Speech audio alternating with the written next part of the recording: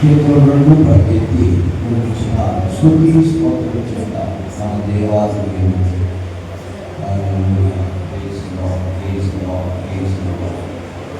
స్తుతి స్తోత్ర స్తుతి స్తోత్ర స్తుతి స్తోత్ర. Hallelujah. Praise the Lord. Praise the Lord. Praise the Lord. Praise the Lord. Praise the Lord. Praise the Lord. Praise the Lord. స్తుతి స్తోత్ర స్తుతి స్తోత్ర. Praise the Lord. Praise the Lord. Praise the Lord. Praise the Lord. Praise the Lord. Praise the Lord. Praise the Lord. Praise the Lord. స్తోత్ర నాయనా. స్తుతి స్తోత్రం స్తుతి స్తోత్రం స్తుతి స్తోత్రం. Hallelujah, hallelujah, hallelujah, hallelujah. Praise the Lord, praise the Lord, praise the Lord. Stotram, stotram, stotram, stotram. Praise the Lord, praise the Lord, praise the Lord, praise the Lord, praise the Lord, praise the Lord.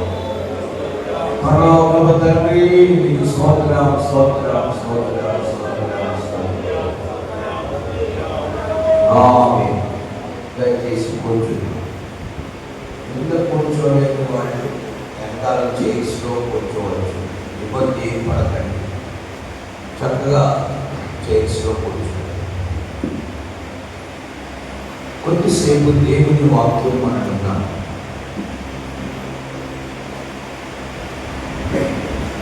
ఈరోజు ఉదయకాలం 7 గంటల నుండి 10 గంటల వరకు ఒక section జరిగింది దేవుని. మరలా 10 గంటల తర్వాత 10:30 గంట రెండవ సెక్షన్ ప్రారంభం. మీరు అలసిపోయారు కనుక 4 గంటలకు ప్రార్థన కనిపెట్టుకోవడం లేదా బైబిల్ స్టడీ ఉండదు, రెస్ట్ తీసుకోవడం. కానీ గొలుసు ప్రార్థన ఉంటాయి. ఒక్కొక్క గంట ఒక్కొక్కరు ప్రార్థన చేయాలి. ఒక్కొక్కరు సాయంత్రం సరిగ్గా మన పేపర్లో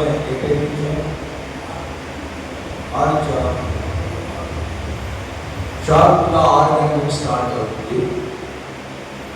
సాధ్యమైనంత త్వరగా ముగించేసి దూర ప్రాంతాలు వెళ్ళాల్సిన వాళ్ళు ప్రయాణాలు కూడా ముందు వదిలేయడం జరుగుతుంది.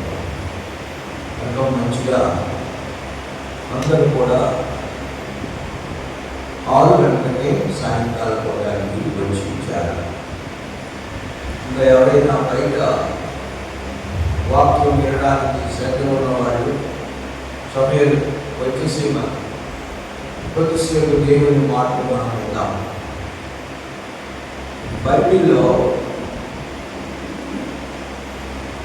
ఒక విలువైన భూఫలం మనిషికి రావాలంటే, విలువైన భూఫలం ఏదో మామూలు పంట కాదు.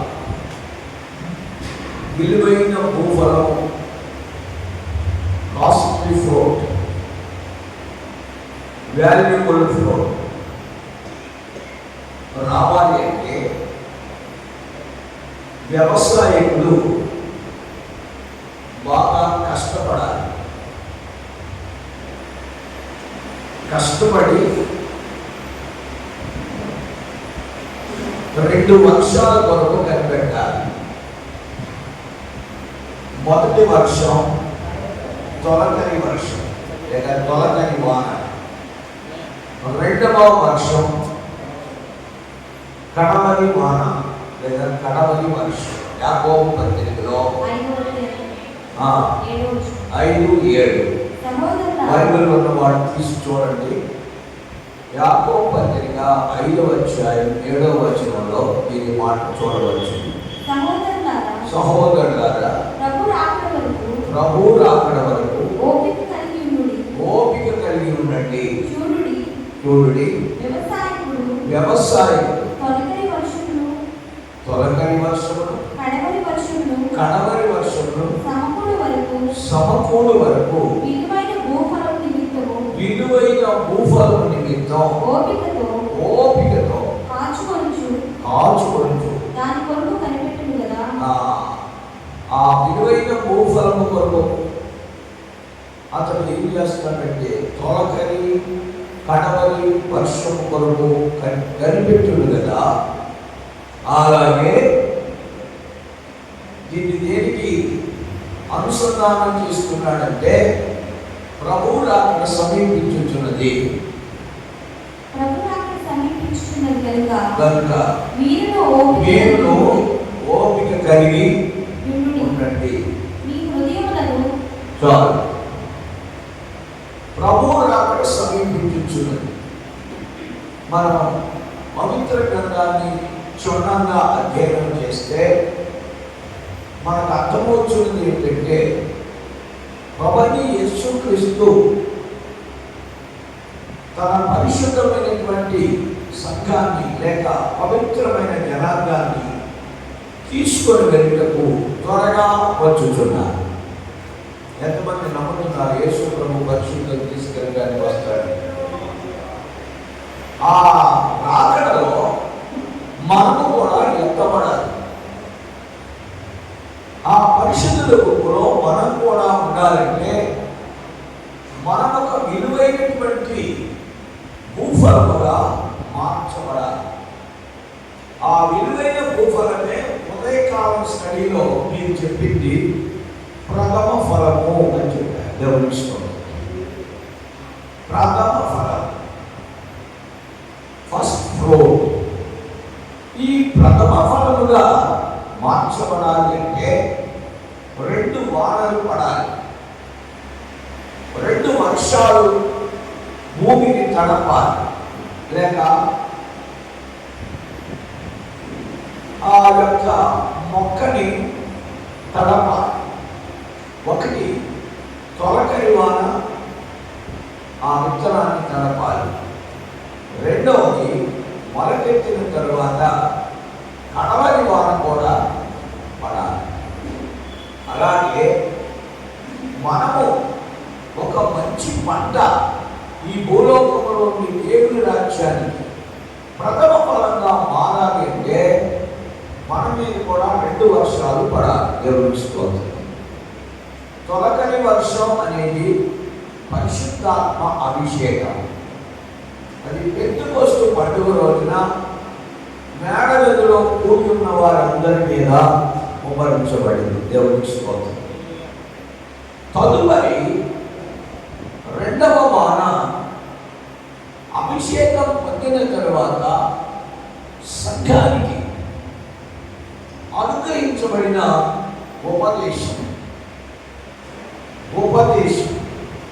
అది కూడా మామూలు ఉపదేశం కాదు, లోతైన ఉపదేశం. దేవునికి స్తోత్రం.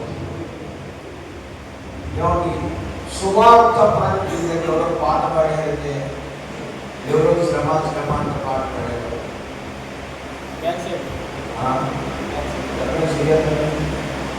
మీరే శ్రమ, మీకు శ్రమ, మాకు శ్రమ పడింది. మీరేనా నేను ఫోటోలు పెట్టుకుంటే శ్రమని పాట పాడతావాలా?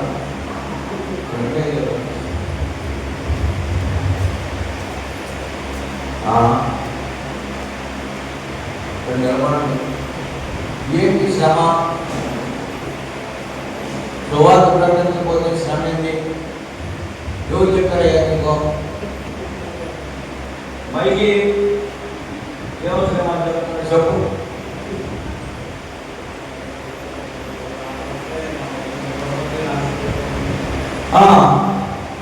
అలా తీసుకుంటుంది, భయపడలేదు. నేను బెదరేద్దామని చూశాను కానీ దేవునికి సువార్త మనం వినకపోతే, సువార్త మనకు ప్రకటించబడకపోతే, ప్రభువైన యేసుక్రీస్తు వస్తే మనం ప్రథమ ఫలంగా సిద్ధపడలేము. చేయి విడిచిపెట్టబడతాం. చేయి విడిచిపెట్టబడిన వారికి 7 సంవత్సరాలు ఈ భూమి మీద భయంకరమైన శ్రమ కలుగు.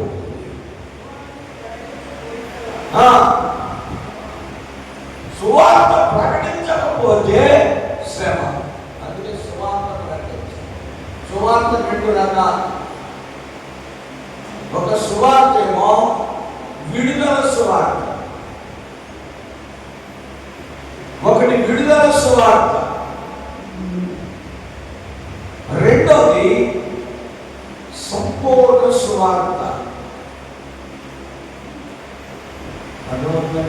ఒకటి విడుదల సువార్త, రెండోది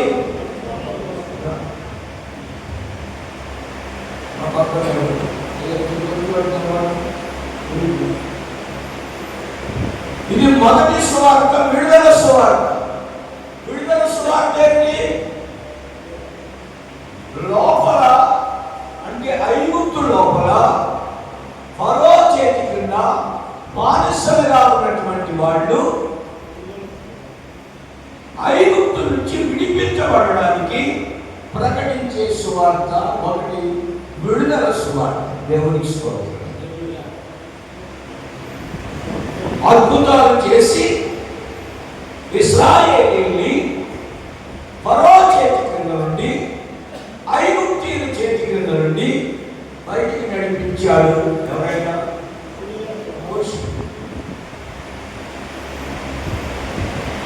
మోషే అయిపోయింది. అడవిలోకి వచ్చిన తర్వాత కొంత దూరం, ఎంతవరకు వచ్చిందంటే ఆయన వ్యవహారం పరలోకం యొక్క ప్యాటర్న్ తెచ్చి, పరలోకం యొక్క నమూనా, వాట్ ఇస్ దట్ కాల్డ్?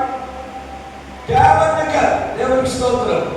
ప్రత్యక్ష గుడారం తెచ్చి దాని ఇశ్రాయేలు మధ్యలో ఎరెక్షన్ చేసి దానికి సంబంధించినటువంటి అన్ని సిద్ధపరిచి ఈ జన్మలో అది ప్రైజ్ లార్డ్. అర్థమైనా? ఒకటి విడుదల సువార్త, రెండోది సంపూర్ణ సువార్త.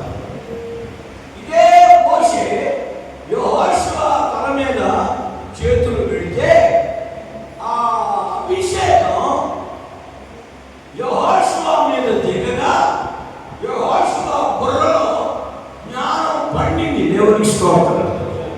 ఏమైంది? జ్ఞానం పండిపోయి జ్ఞానాత్మ పూర్ణైపోయాడు. దేవునికి స్తోత్రం. అలాగే తర్వాత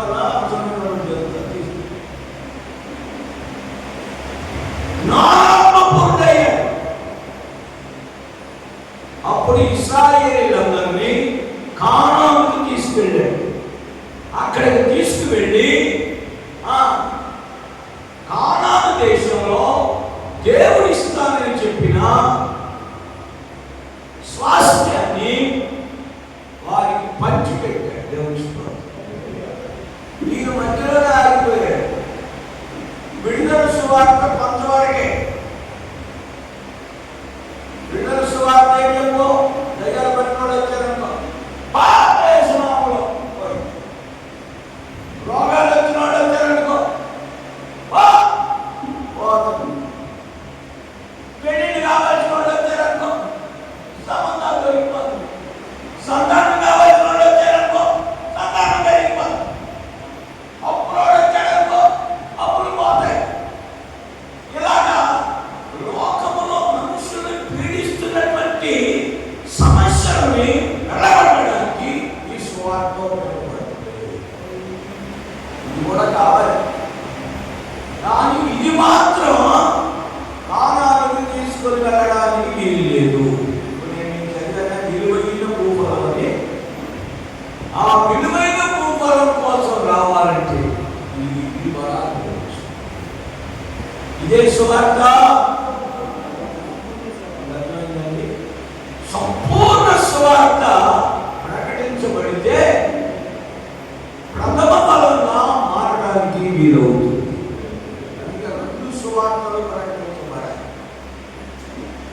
ఆల్రెడీ కొర్నేలి గారికి ప్రార్థన ద్వారా జయం పొందే ఒక అనుభవం ఉంది. దేవుడు మోషే గారు కూడా 40 రాత్రి మొదలు పైకి ప్రార్థన చేసి తీసుకుని ఉపదేశాలు ఆ అనుభవం ఉంది. కొర్నేలితో దేవుడు ఏం చెప్తున్నాడంటే, ఇదిగో యొప్పే పట్టణానికి మనుషులను పంపించి ఈయన పిలిపించు. ఈయనెవరు? పేతురు అపోస్తలుడు. దేవునికి స్తోత్రం. సమస్తాన్ని విడిచిపెట్టిన వాడు. ఆమె పూర్తిగా ఈయన చేతి క్రింద ఉన్నారు. చాలా మంది ప్రబుద్ధులు ఒకటి చేతి కింద మనం పెట్టి మనమే చేసేసుకుందాం. మోషే చేతి క్రింద లేకపోతే మోషే మీద దిగిన అభిషేకం ఎవరి మీదకి రాదు? దేవుడే చెప్పాడు. మోషే మీద చేతులు రా పిలవాల. దేవుడే మోషేకి చెప్పాడు ఏమని? నీ పరిచారకుడు పరిచర్య చేయకుండా ఎవరికి ఉన్నతమైన ఉపదేశం అనే రెండవ వాన అనుభవం రానే రాదు రాదు రాదు రాదు. అది రాకపోక శ్రమల కాలంలో పడాలి.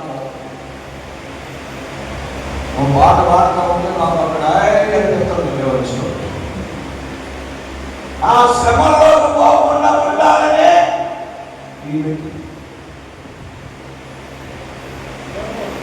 ఏం పోతున్నారు? నేను చెప్పానా నేను ఎక్కడికి అక్కడ వస్తాయని? నేను ఎక్కడికి వెళ్ళి కూర్చుంటే చెప్తానండి, నువ్వు మా దగ్గర కూర్చొని అక్కడికి ఎక్కడ తీసి వస్తామని. ఏది కావాలంటే నేను ఎక్కడ కూర్చుంటే అక్కడ వస్తాయి. మాకు అంతేనన్న వాడు చేయగలనే కొద్దిగా ఉన్నావా? మాకు అంతే వస్తాయనే. నువ్వు నేను నీ దగ్గర రూపాయి లేకుండా నా దగ్గర రూపాయి లేకుండా వెళ్ళాం. నేను కూర్చున్న దగ్గరికి ఏం కావాలి అవి వస్తాయి. నువ్వు కూర్చున్న దగ్గరికి కూడా వస్తాయని నమ్మకం నీకుందా? నేను డబ్బులు నీకు ఎట్లా విశ్వాసంతో పెట్టాను. దేవుడు అర్థమవుతుందా? అపోస్తలులు ఎక్కడి నుంచి అక్కడ వాళ్ళ కాళ్ళ దగ్గరికి వచ్చినాయి. కాళ్ళ దగ్గర పెట్టారు తెచ్చి స్థిరాచర ఆశువులకి అవన్నీ ఫిక్స్ చేసుకోమని కాదు.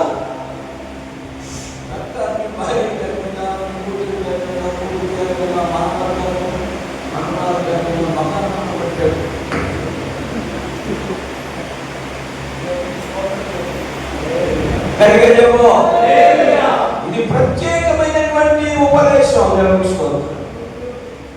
ఈ ఉపదేశం ఎలా ఉంటుందంటే తెగడం ఒక ఎత్తు, దాని కారం అంటే మీకు పోసుకోవడం తెలుసుంటుంది. కారం తగడు పోసి కారం పెడతానంటారు. ఈ ఉన్నతమైన ఉపదేశం ద్వారా మన జీవితాలు ప్రథమ ఫలంగా మారుతాయి. అందుకనే సువార్త ప్రకటించబడాలి. అందుకని కొర్నేలితో దర్శనంలో దేవుని దూత వచ్చి చెప్తున్నాడు, ఇదిగో యొప్పే పట్టణానికి మనుషులను పంపించి సీమోను అనే మారు పేరు కలిగినటువంటి పేతురును పిలిపించుకో. ఈయన వచ్చి అక్కడ బోధ చేస్తే బోధ విన్న వారందరి మీదకి దేవుని అభిషేకం దిగుతుంది. ఆ అభిషేకం ఏం చేస్తుందంటే దేవుని పోలికలోనికి మారుస్తుంది. దేవుని స్తోత్రం. దేవుని ఆత్మ ద్వారా లేక ప్రభువు ఆత్మ ద్వారా ఆ పోలికలోనికి మనం మార్చబడతాము. అలా మార్చబడాలి. రోజు వాక్యం శరీరంగా మారాలి. యేసు ప్రభుట ఆదిలో తండ్రి దగ్గర వాక్యమై ఉన్నాడు. ఆ వాక్యమే ఏ వాక్యం? ఆదిలో ఉన్న ఆ వాక్యమే శరీరధారి. ఇవ్వండి ఇక్కడ చూడండి, వర్డ్ ఇంగ్లీష్ లో. ఈ వైట్ హోలీ స్పిరిట్, ఈ బ్లూ ఫాదర్, ఈ రెడ్ వాక్యం. ఈ వాక్యమైనటువంటి దేవుడు శరీరధారిగా కృపా సత్య సంపూర్ణుడిగా మన మధ్య నివసించాడు. దేవుని స్తోత్రం. కనుక వాక్యం క్రియారూపంలోకి రావాలి. అందుకనే ఉపదేశ సారం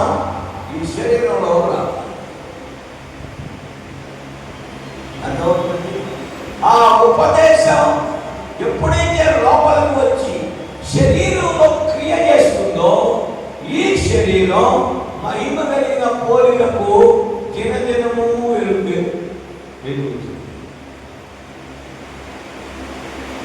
ఒక రోజున నేడో రేపో యేసయ్య వస్తారు. ఆయన తీసుకుని వెళ్ళారు. అది ఏ క్షణమో తెలియదు, ఎవరికి తెలియదు. అది పడుకునే సమయం నైట్ కావచ్చు, పనిచేసే సమయం పగలు కావచ్చు, లేదా తిరగలు విసిరే సమయం ఉదయం కానీ సాయంకాలం. ఏ సమయంలో ఆయన వచ్చునో ఎవరికి తెలియదు. అయినా సిద్ధపడి ఉండాలి. ఉదయకాలం నేను బైబిల్ క్లాస్లో ఒక అనుభవాన్ని చెప్పాను. అది ఏమిటంటే ప్రథమ ఫలము 3 భాగాలు అని చెప్పాను. దేవుని ప్రథమ ఫలం 3 భాగాలు ఏమిటంటే బైబిల్లో ఇప్పుడు చదువు. ప్రథమ ఫలము క్రీస్తు. ప్రథమ ఫలము క్రీస్తు. అయితే క్రీస్తు వచ్చినప్పుడు ఆయన వారు బ్రతికింపబడుదురు అని రాయాలి. చెప్పండి. 1 కొరింథీ 15:23 అందరూ తీసి చూడండి. 1 కొరింథీ 15:23 ప్రతి వాడును తన తన వరసలోనే బ్రతికింపబడును. ప్రథమ ఫలము క్రీస్తు. క్రీస్తు వచ్చినప్పుడు ఆయన వారు బ్రతికించబడతారు. ఇప్పుడు చూడండి, ఆయన వారెవరు? క్రీస్తు ఎవరు? ఉదయకాలం నేను చెప్పింది మళ్ళా ఇంకా కొంచెం విపులంగా చెప్తున్నా. ప్రథమ ఫలము క్రీస్తు. ఉదయకాలం లేవియాకాండం 23వ అధ్యాయంలో నేను మీకు చెప్పిన మాట ఏమిటంటే 3 అనుభవాలు అక్కడ. ఒకటి మొదటి పన,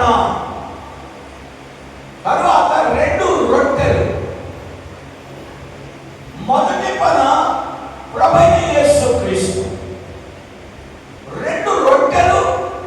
మొదటి రొట్టె అపోస్తలులు, రెండవ రొట్టె అపోస్తలుల యొక్క సహవాసంలో, ప్రార్థనలో, రొట్టె విరుచుటలో,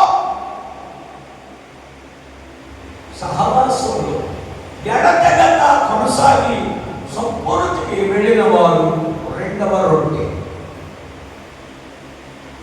అందుకనే మనకి అపోస్తలుల యొక్క ఉపదేశం కావాలి, సహవాసం కావాలి, ప్రార్థన కావాలి. అపోస్తలుడు అంటే అర్థం ఎవరో? భూలోకములో తనకు లాభకరమైనవి అన్ని నష్టపరుచుకున్న వాడే దాన్ని ఏమంటారంటే త్యాగ జీవితం అంటారు. దేవుడు పరలోక రాజ్యం నిమిత్తం త్యాగం చేసుకున్న జీవితం. భూలోక ఆశీర్వాదాల కొరకు కాదు, పరలోక రాజ్యం నిమిత్తం త్యాగం చేసుకున్నటువంటి వారు అపోస్తలులు. ఏమిటి వారు చేసిన త్యాగం? తల్లి అవసరం, తండ్రి అవసరం, భార్య సంబంధం అవసరం, పిల్లల సంబంధం అవసరం, ఈ లోక ధన సంబంధం అవసరం, ఈ లోక సంబంధమైనటువంటి మర్యాదల యొక్క సంబంధం అవసరంలా. నా ప్రభు నాకు చాలు అని క్రీస్తుతో కూడా ఉండటకు తమ్ముడు తాము ప్రతిష్ఠించుకున్న వారే అపోస్తలులు. ఈ అపోస్తలులకు ఇవ్వబడిందే దేవుని నోట నుండి వచ్చిన బోధ. తండ్రి అయిన దేవుని బోధ యేసుక్రీస్తుకి ఇవ్వబడింది. యేసుక్రీస్తు బోధ అపోస్తలులకు ఇవ్వబడింది.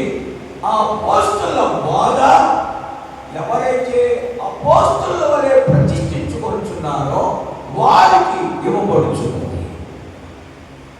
అందుకే దేవుని ప్రజలమైన మనం మొదటి వాన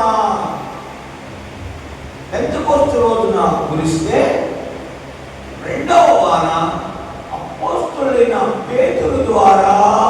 కురిసింది. దాన్ని ఏమంటారంటే మారు మనసు, నీటి బాప్తిస్మం, పరిశుద్ధాత్మ నింపుదల, ప్రత్యేక జీవితం, దైవిక స్వస్థత, సంపూర్ణ పరిశుద్ధత, దేహ విమోచన. ఇవి ఇప్పుడు దీని వైపు చూసుకోవచ్చు. ఇది అపోస్తలుల యొక్క బోధ. విశ్వాసానికి వెళ్ళాలన్నా దీనిలో కూడా అదే ఉంది. ఒకటి మారు మనసు, రెండు నీటి బాప్తిస్మం. ఇవన్నీ పేతురు గారు చెప్పాడు. అపోస్తలులైన పేతురు పరిశుద్ధాత్మ అభిషేకం అనే తొలకరి వాన కురిసిన తర్వాత కడవరి వాన అనే ఉపదేశాన్ని ప్రకటించాడు. వాళ్ళందరూ అన్నారు, మేమేం చేయాలయ్యా అంటే, మీరు మారు మనసు పొందండి, రెండో నీటి బాప్తిస్మం పొందండి, తర్వాత పరిశుద్ధాత్మ అభిషేకం పొందుతారు, మీరు మూర్ఖులకు ఈ తరానికి వేరే ప్రత్యేకంగా జీవించండి, ప్రభు కార్యాలను విశ్వాసం ఉంచి స్వస్థతను పొందుకోండి, అలాగే ప్రాణ ఆత్మ శరీరాలని సంపూర్ణంగా పరిశుద్ధతకి అప్పగించుకోండి, తరువాత మీరు దేహ విమోచన చెంది ఆయన దాంట్లో ఎత్తపడతారు. అందుకనే మనం ఏం చేయాలంటే రెండవ వాన కోసం ఇప్పుడు అపోస్తలుల్ని పిలిపించుకోవాలి. విడుదల సువార్త సర్వసాధారణమైన సువార్త, అది ఎవరైనా చెప్పవచ్చు. విశ్వాసులు చెప్పచ్చు, దైవ సేవకులు చెప్పచ్చు, అందరూ చెప్పవచ్చు. యేసు వార్త ఇదే. యేసు రక్షిస్తాడు, యేసు స్వస్థపరుస్తాడు, యేసు సంతానం ఇస్తాడు, యేసు పాపాలను క్షమిస్తాడు, యేసు రోగాన్ని తీసివేస్తాడు, యేసు భూమి మీద మనిషికి ఏ అవసరాలు ఉన్నాయో అవన్నీ తీరుస్తాడు. వాస్తవమే. కానీ దాని వలన సంపూర్ణంగా మారలేరు. సంపూర్ణ పరిశుద్ధులుగా మారాలి అంటే అపోస్తలుల బోధ కావాలి, అపోస్తలుల సహవాసం కావాలి. అందుకనే అపోస్తలులతో ఐక్యత కలిగి ఉండాలి, దానికి త్యాగం కావాలి. వద్దు చెప్పారు త్యాగం. ఆ త్యాగానికి ఒక ఉదాహరణ చెప్పిన, మళ్ళొకసారి చెప్పి తెచ్చుకుంటాడు, మళ్ళీ మేము చూపిస్తాం ఒకసారి. ఇదిగోండి, ఇది మందస్సం అనుకోండి. ఇశ్రాయేలీయులకు మందస్సం, మందస్సం మహిమ గల మందస్సం, మందస్సం పైన చెడ్డైన మహిమ ఉండేది. మరలా మీకు అర్థం అవడం కోసం చెప్తున్నా, సువార్త ప్రకటించకపోతే ప్రకటించకపోతే శ్రమ. అందుకని ఎవరెవరు సువార్తకి ప్రోత్సాహకరంగా ఉండరో వారికి శ్రమ, ఎవరెవరు సువార్తను అంగీకరిస్తారో వారికి శ్రమ తప్పించబడుతుంది. అందుకే ఇలాంటి సువార్త అందించేటప్పుడు సాధారణ సువార్తలకు సపోర్ట్ చేయాలి, సంపూర్ణ సువార్తకి ఇంకా ఎక్కువ సపోర్ట్ చేయాలి. మీరు చూడండి, వస్తున్నారు తరగతి ఆల్రెడీ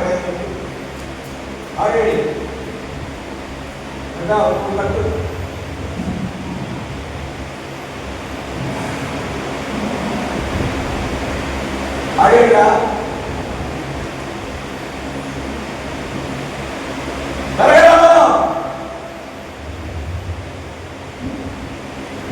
ఇది మందసం అంటే దీన్ని లాగాలి.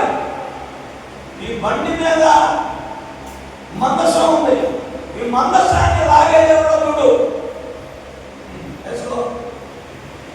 చూడండి, ఇవో బండి చూడండి ఎట్లుందో అర్థమవుతుందా? ఆ వెనకాల ఉన్నవాడు ముందర చేతిలో రండి, ఆ ఖాళీ చేతిలోకి వచ్చేది ముంద వెనకాల ఉన్నవాడు వెనక ఖాళీ చేతుల్లోకి రండి. ఖాళీ చేతుల్లో వచ్చి ముందుకు వచ్చి కూర్చోండి. మీకు అర్థమవుతుంది. ఇంత తేలికైన పాఠమే నేనేం చెప్తున్నా, కొంచెం కఠినమైన పాఠమే చెప్తున్నా. దేవుని స్తోత్రం. ఇవి రెండు ఈ కాడి వేసుకున్న అనుభవం చూడండి. వీళ్ళు మీకు మనుషులు చూపించారు కానీ ఇవి వాస్తవానికి బైబిల్లో రాయబడినట్లు ఇవి ఆవులు, రెండు పాడి ఆవులు. దేవునికి స్తోత్రం చెప్పండి. ఏ ఆవులు?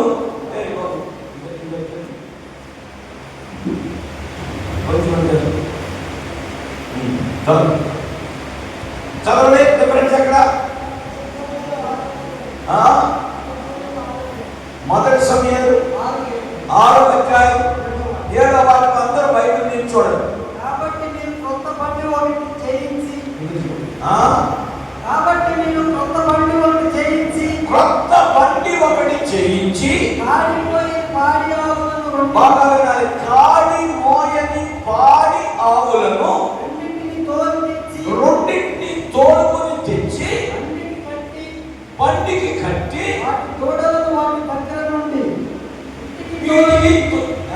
పాడి ఆవులకి ఏమున్నాయి?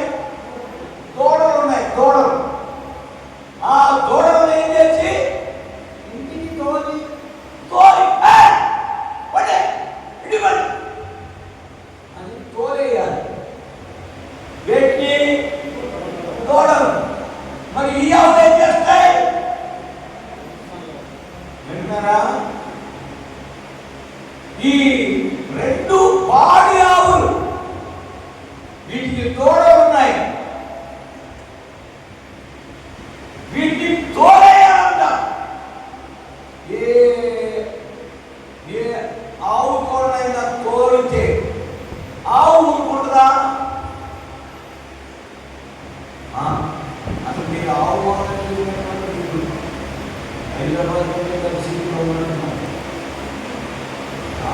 ఆవులంటా పిలిచారా? ఆవు దూడను పిలిచారా? దూడని ఆవుని వేరు చేయడం వీలైందా? వీలైతుందా? సాధ్యం కాదు. దేవునికి స్తోత్రం. కానీ పాడి ఆవు యొక్క దూడల్ని తోలివేసి యెహోవా మందసాన్ని, ఇటువంటి మందసం బండి మీద ఎత్తి చూడండి. ఆ ఆవులు అన్న దగ్గర రాజమార్గంలో పడి అరచుచు 12వ వాక్యం. రాజమార్గమున పడి వంకర టింకరగా ఓటల చక్కగా పోవచ్చు అరచుచు నిత్యాన్వేషు మార్గమున నడిచెను.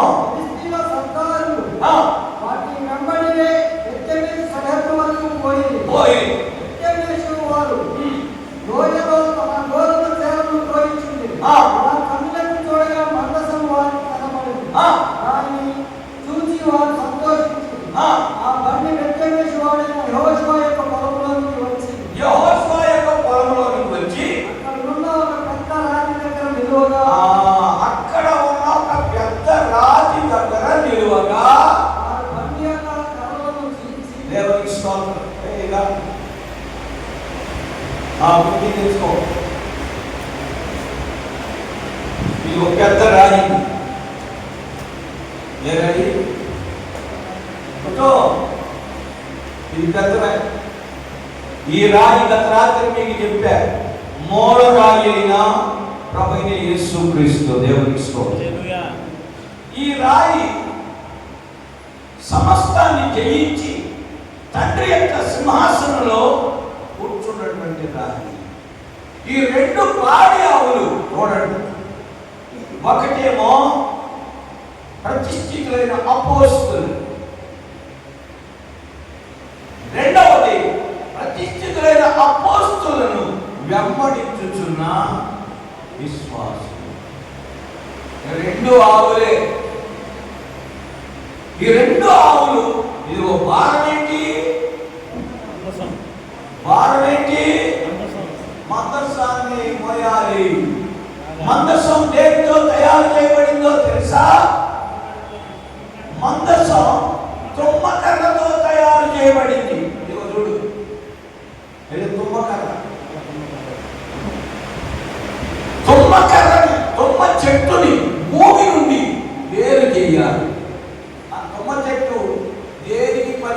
కర్ర, వంట చెరువుగా వాడతారు. ముళ్ళు, మానవ జీవితమే ఈ ముళ్ళ జీవితం. పనికి మానవ జీవితమే మానవ జీవితం. తుమ్మ చెట్టు పువ్వులు ఎవరైనా తలలో పెట్టుకుంటారా? పెళ్లికి దండేసుకుంటారా? తుమ్మ చెట్టు కూడా తుమ్మ చెట్టు చూసుకోవడానికి చేయాలి. దేవుడి చెట్టు కాదు, దేవదారు చెట్టు కాదు, తుమ్మ చెట్టు. అది కావాలని దేవుడు కోరుకున్నాడు. దేవుడికి స్తోత్రం. ఏ మంచి లేని ఎందుకు పనికిరాని మనల్ని దేవుడు కోరుకున్నాడు. దేవుడికి స్తోత్రం.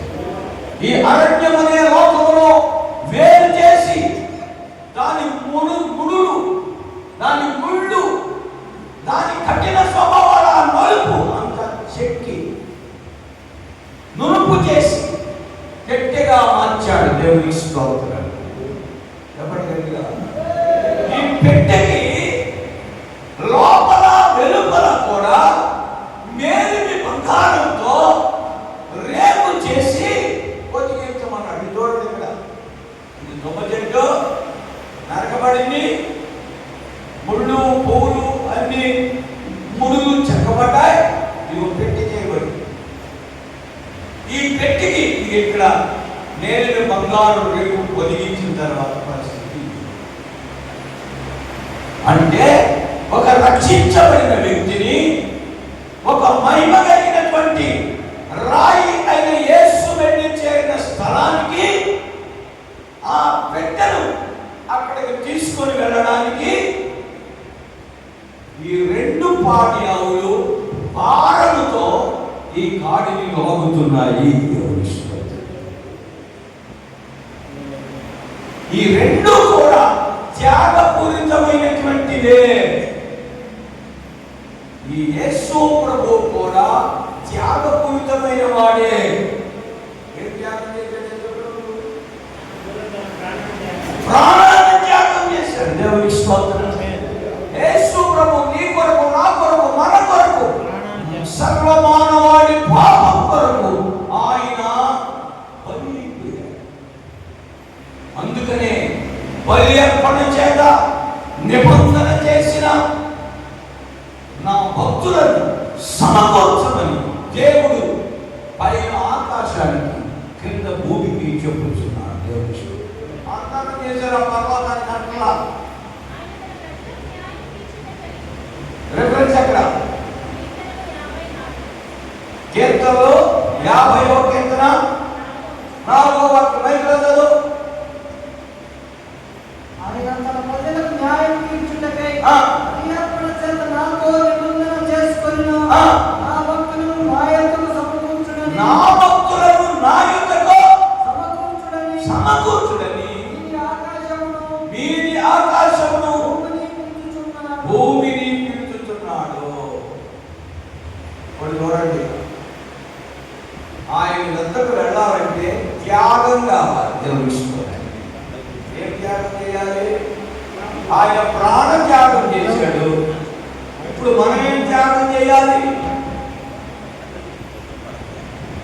ఆ పెట్టెను అక్కడికి లాగాలి. లాగాలంటే ఏం కావాలి? ఎలా లాగాలి?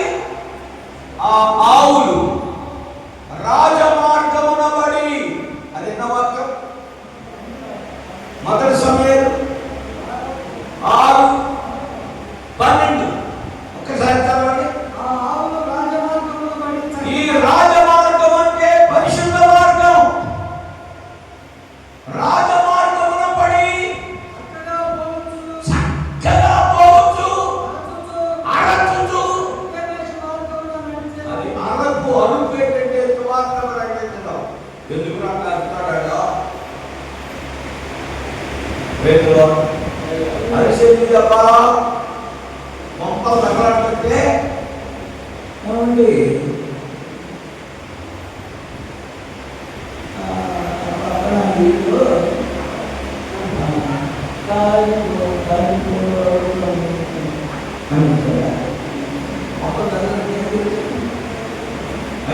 పట్టుకున్నారా?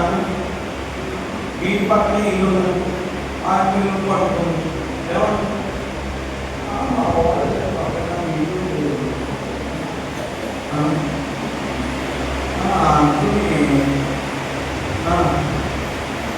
అది పోతుంది అంటావా?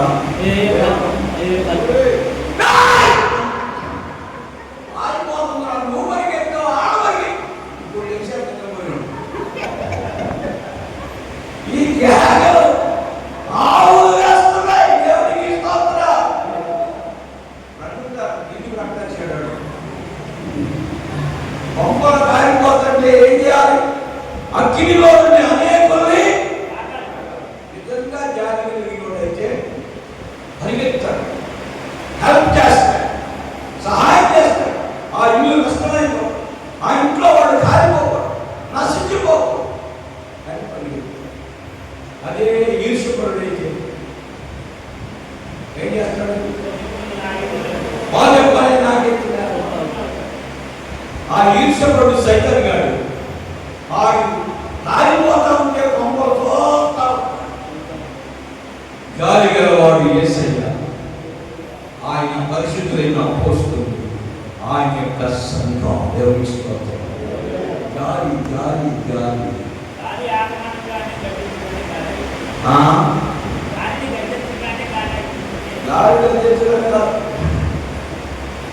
జాలి జాలి జాలి కలిగినటువంటి స్వభావం ప్రభువైన యేసుక్రీస్తు, ఆయన అపోస్తలులు. అందుకనే ప్రకటించాలి. ఏం ప్రకటించాలి? సువార్త ప్రకటించకపోతే మైక్ తీసుకో, మైక్ ఒక బాబా వారికి బాగుంది. అయ్యో సువార్తను ప్రకటించకపోయిన నాకు శ్రమ, నీకు శ్రమ, మనందరికీ శ్రమ.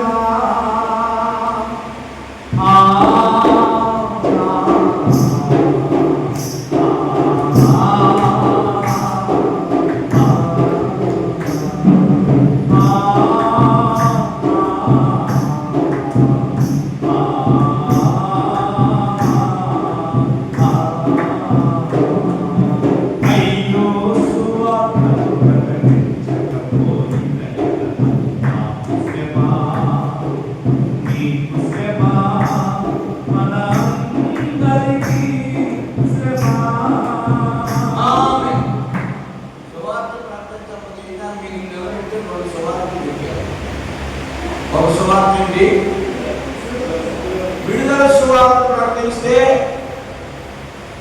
దయ్యాలు పోతాయి, రోగాలు పోతాయి, సమస్యలు పోతాయి, ఎన్ని పోతాయి. అదొకటి ప్రకటిస్తే సరిపోతా? ఏ అందులో చెప్పు, బైక్లో చెప్పు, అదొకటి ప్రకటిస్తే దయ్యాలు పోతాయిగా, రోగాలు పోతాయిగా, అమ్మకం చెప్పరా?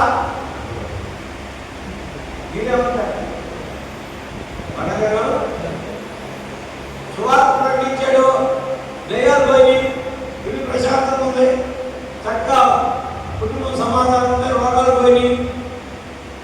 అది ఆ సువార్త ప్రకటించాడు కదా, శ్రమ తప్పలేదా అన్నా? తప్పింది. ఏ శ్రమ తప్పింది? దయ్యాల శ్రమ తప్పింది, రోగాల శ్రమ తప్పింది, లేదా అప్పుల శ్రమ తప్పింది, లేదా ఇంట్లో ఉన్నటువంటి సమస్యల శ్రమ తప్పింది. అది సరిపోదా?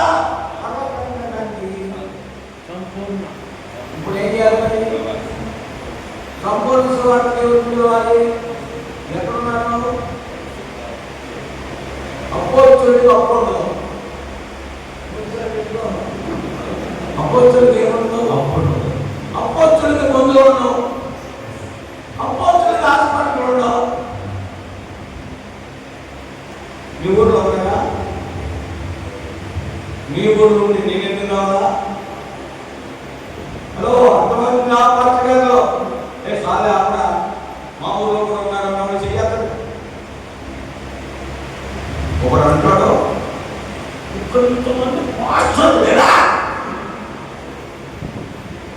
కొంచెం వచ్చి ఇక్కడ డబ్బులు డబ్బులే డబ్బులు నేను కష్టపెట్టి ఖర్చు పెట్టి అది పెడతాను దేవుడు ఇష్టం. అనుకుంటున్నారా? నువ్వు అందరికీ కటింగ్ చేస్తావు, నేను నీ కటింగ్ చేస్తాను. గట్టిగా చెప్పండి. వచ్చని కత్తిరించేవాడు ప్రధాన యాజకుడు. ప్రధాన యాజకుడు ప్రత్యక్ష గుడారంలో దీప వృక్షానికి దానికి పట్టిన మసి ఎప్పుడు ఎందుకు అయిపోతానా శరీరం ఏమి ఎందుకు అయిపోతే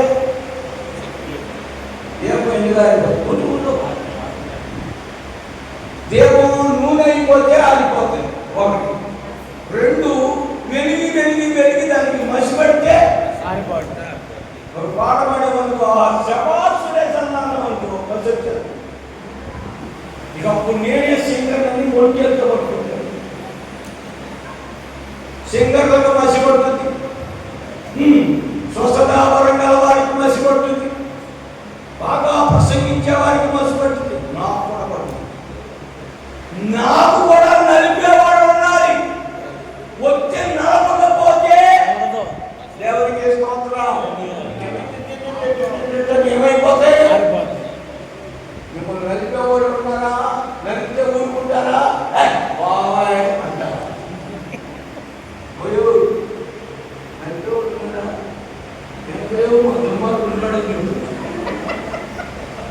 దేవునికి స్తోత్రం. నలిపేవాడు ఉన్నారా? నలిపేవాడు తీసుకెళ్ళాలయ్యారు, పొగిడేవాళ్ళు కాదు. ఆహా, సింగర్ గారు ముందు నుంచి వచ్చారు, సురేష్ అన్న గారు పాడితే గాత్రం, అబ్బా ఆహా గాన కోకిల.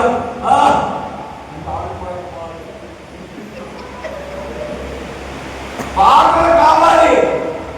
దానికంటే ముఖ్యంగా ఉన్నతమైన ఉపదేశం కావాలి. అపోస్తలుని శరీరంలో పరిశుద్ధత ఉంటుంది.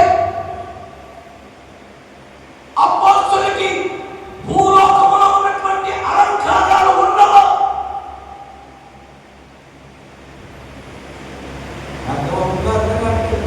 భూలోక సంబంధమైన ఆస్తులతో ఏ సంబంధం లేదు. ఏ లోన్తో ఏ విధమైన చిట్టీలతో సంబంధం లేదు. విడుదల సువార్త ఎవరైనా స్వీట్ షాప్ పెట్టుకొని ఆ వచ్చేట ముందు స్వార్థ చెప్పేవాడు కూడా ఉన్నారు. బిజినెస్ చేసి దాంతో స్వార్థ మంచిది. I appreciating them. వాడు నేను అభినందిస్తున్నాను. దేవునికి స్తోత్రం. కానీ సంపూర్ణ సువార్త లేకపోతే, త్యాగపూరితమైన అపోస్తలులు లేకపోతే, ఆ త్యాగపూరితమైన అపోస్తలులతో కలిసిన విశ్వాసి లేకపోతే ఈ మందస్సు పెట్టే ఆ రాయి దగ్గరికి వెళ్ళి చేరదు. అర్థమవుతుంది కదా? ఎందుకు రాజమండ్రి నేను కావాలి? నీకు ఇబ్బంది జగదా? అవునండి, నేను తెచ్చే ఇబ్బంది మంచి భాషలు ఇబ్బంది. ఇబ్బంది ఎవరైనా కట్ చేయవచ్చు. మహిమ కలిగినటువంటి లోపల స్థలానికి వెళ్ళాలంటే ఆవరణము దాటి ఆవరణం వరకు అందరూ రావచ్చు. పరిశుద్ధ స్థలంలోకి యాజకులు మాత్రమే రావాలి. అతి పరిశుద్ధ స్థలంలోనికి ప్రధాన యాజకులు మాత్రమే రావాలి. మన ప్రధాన యాజకుడు మనకంటే ముందుగా వెళ్ళెను. మన ప్రధాన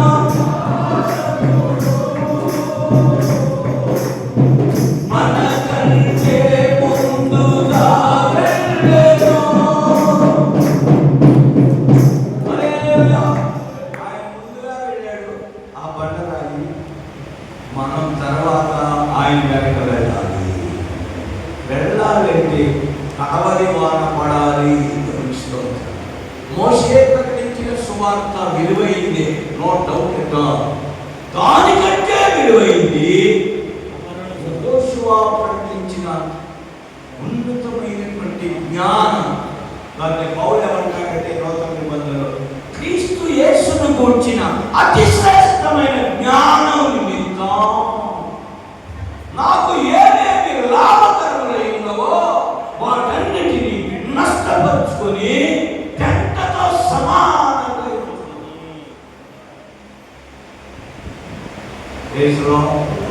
అంతేకాదు ఏమంటాడంటే మీ ఆత్మల కొరకు నన్ను నేను ఖర్చు చేస్తున్నాను, నాకు కలిగిన వాటిని కూడా ఖర్చు చేస్తున్నాను. అది అపోస్తుల యొక్క ఇది అపోస్తుల యొక్క ఈయన ఖర్చు అయిపోతాడంట. ఈయనకి కలిగినవి ఏమైనా దేవుడు ఏమైనా ఇస్తే వీటిని కూడా ఖర్చు చేస్తాడంట. ఎందుకోసం? ఆ పెట్టి కోసం, దాన్ని లాగే విషయం. ఇప్పుడు నేను ఇందులో ఉంటా. ఇదేంటిది? కలిసిన విశ్వాసి దేవునికి స్తోత్రం. ఇందులో ఉంటా అని అనుకున్నావా? లేక ఇందులో ఉంటాననుకున్నావా? ఈ రెండింటిలో ఎందులో లేకపోయినా ఆ బంద దగ్గరికి వెళ్ళే ఛాన్స్ లేదు. మరి వీళ్ళందరూ ఎక్కడ పోతారా ఇలాగని ప్రశ్న అడగాలనా? వీళ్ళందరూ సాధారణ రక్షణ పొంది ఇది నూతన భూమికి మాత్రం పెడతారు. ఇది 30 రక్షణ. ఇప్పుడు 100 రక్షణ లేదా ప్రథమ ఫలముగా మారాలనుకున్న వాళ్ళు హల్లెలూయా చెప్పండి. 30 చెప్పమంది 100 ఫలముగా మారడానికి. అందుకనే త్యాగం కలిగి లాగా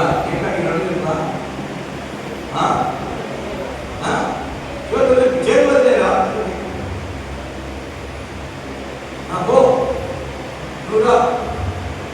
నువ్వు ఆ పక్కను ఈ పక్కన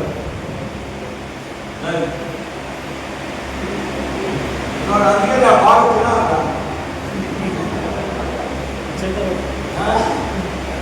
తింటావు మాట తినకపోతావు మాట. ఇప్పుడు విశ్వాసి ఈయన అపోస్తులు ఈ ఊరికి సాధారణ సువార్తలు చెప్పారు, సంపూర్ణ సువార్తలు చెప్పగలవా?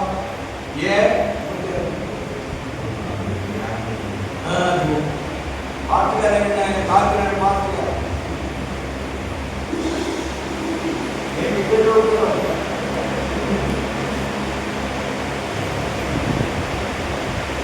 వీళ్ళందరూ ఏమంటారు? అందరూ పాస్టర్లే, అందరి దగ్గర బైబిల్, అందరూ బైబిలే.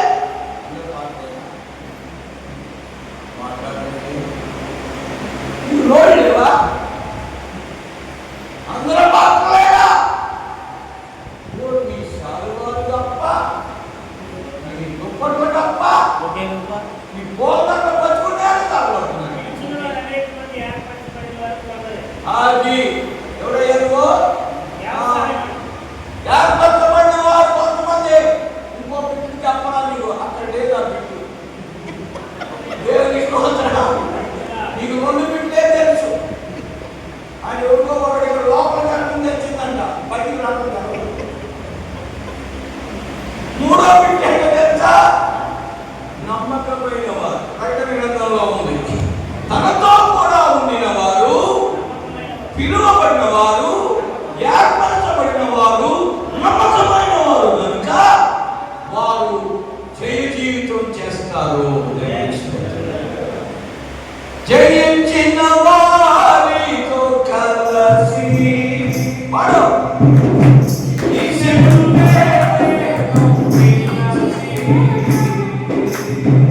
జయించిన వారితో కలిసి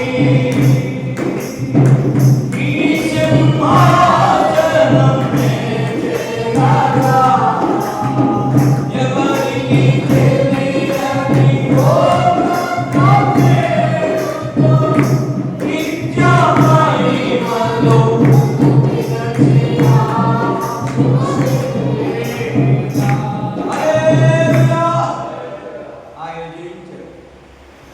ఆ పంట రాయి అందరికీ యేసు క్రీస్తు ప్రకటన 3:21 అంటాడు, నేను జయించి ఆ తండ్రి యొక్క సింహాసనం నుండి ఆశీర్వదించిన ప్రకారం జయించు వారిని నాతో కూడా నా సింహాసనం నందు కూర్చోటనిచ్చాను. ఎంతమందికి పరలోక సింహాసనం కావాలి? కావాలి. అందుకే జయించిన వారి తెలిసి లాగాలి. నేను లాగనంటే నువ్వు ప్రథమంగా మారాలంటే లాక్కోవాలి. పదం లేదని కొంత పదం లేదనుకుంటే పీకులు పోవాలి. నువ్వు లాక్కుని పోతావా పీకులు పోతావా? ఏదో తెలుసుకో. నేనేమి వచ్చిన అయ్యా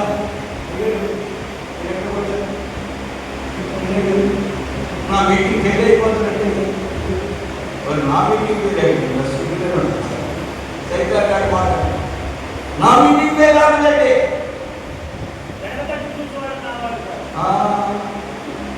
అందుకే మొత్తం వస్తున్నా.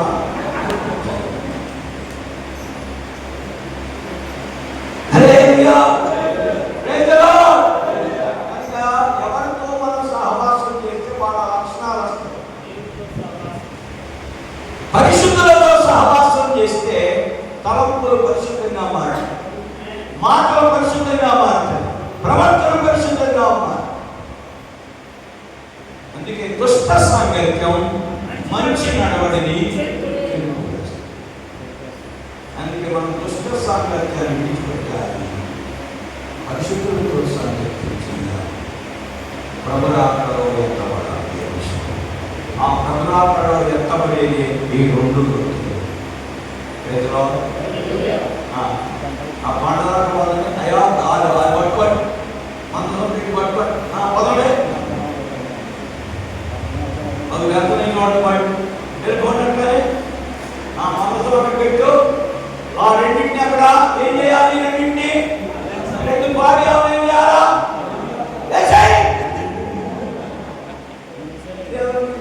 రెండు పాడ్యాలు ఏం చేయాలి?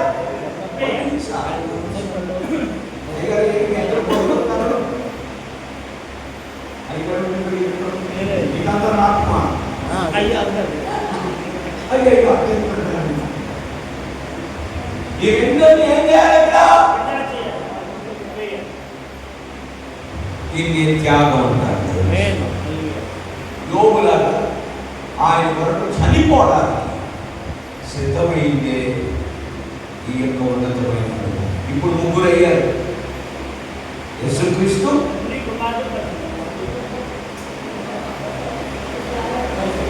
అపోస్తలులు, అపోస్తలులు వెంబడించిన విశ్వాసం, మహిమగల సింహాసనం ఎక్కడికి ఆయన వాళ్ళు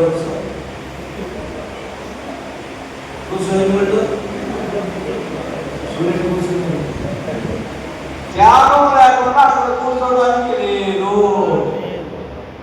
అందుకని తలకాయ తీసి అతనికి ఏం చేయాలి? మెడకాయ మంచాలి.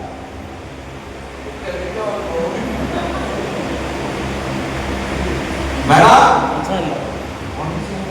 దేవునికి స్తోత్రం. బలిపీఠం దగ్గరికి వచ్చేసరికి, కల్వారి శిలువ దగ్గరికి వచ్చేసరికి యేసయ్య తల వంచాడు. సంఘం సేవకులు, అపోస్తలులు కూడా తల వంచారు. ఇంకొక మాట చెప్పనా? ఇదే పేతురు అపోస్తలుడు యేసు ప్రభుని మామూలుగా సిలువేశాక నేను అలా వేయబడటానికి యోగ్యుడిని కాను, నన్ను తలకిందులుగా సిలువేయమన్నాడు అపోస్తలుడు. చప్పట కొట్టి